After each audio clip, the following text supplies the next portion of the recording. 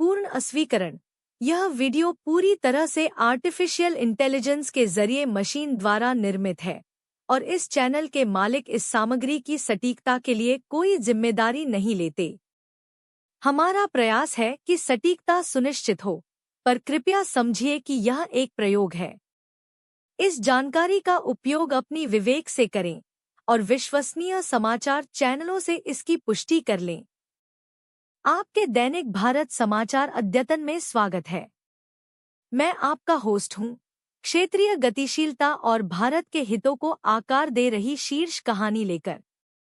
आज हम Israel Iran संघर्ष और उसका भारत पर संभावित प्रभाव पर ध्यान केंद्रित कर रहे हैं। ईरान ने दावा किया है कि उसने खैबर मिसाइलों का इस्तेमाल करके इजराइल के प्रधानमंत्री नेतन्याहू के कार्यालय को निशाने पर लिया। यह दावा मिंट के चल रहे कवरेज का हिस्सा बतौर रिपोर्ट किया गया है। इस बीच इकोनॉमिक टाइम्स ने सूचित किया है कि इजराइल ईरान स्ट्रेट लड़ाई भारत के फायरवॉल को नुकसान पहुंचा सकती है, जो भारत की डिजिटल सुरक्षा और रणनीतिक स्थिति के लिए संभावित जोखिम का संकेत देता है। तो इसका भारत के लिए क्या मतलब है? पहला, ऊर्जा और व्यापार।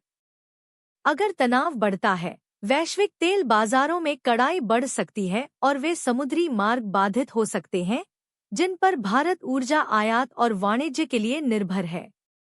दूसरा, साइबर और डिजिटल सुरक्षा। भारत के फायरवॉल के हवाले से यह संकेत मिलता है कि व्यापक क्षेत्रीय तनाव साइबर डोमेन में लचीलापन परखेंगे और खतरे की गतिविधियां बढ़ सकती हैं। तीसरा, कूटनीति और सुरक्षा स्थिति।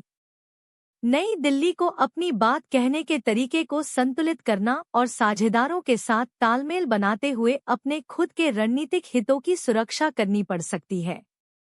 चौथा, बाजार और निवेश। कमोडिटी कीमतों में बढ़ती अस्थिरता और जोखिम की धारणा में बदलाव भारतीय वित्तीय बाजारों तक फैल सकती है। आगामी समय में क्या देखना है?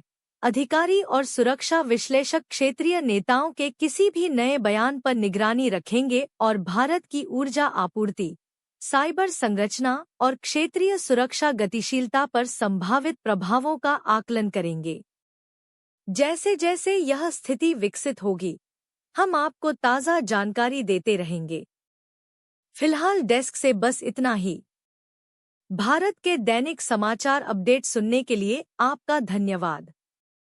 इंडिया न्यूज अपडेट से मैं अब विदा लेता हूं।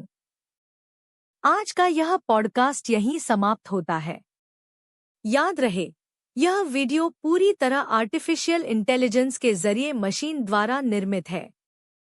कृपया इस जानकारी का इस्तेमाल अपनी समझ से करें और हमेशा भरोसेमंद समाचार चैनलों से इसकी पुष्टि करें। देखने के लिए धन्यवाद।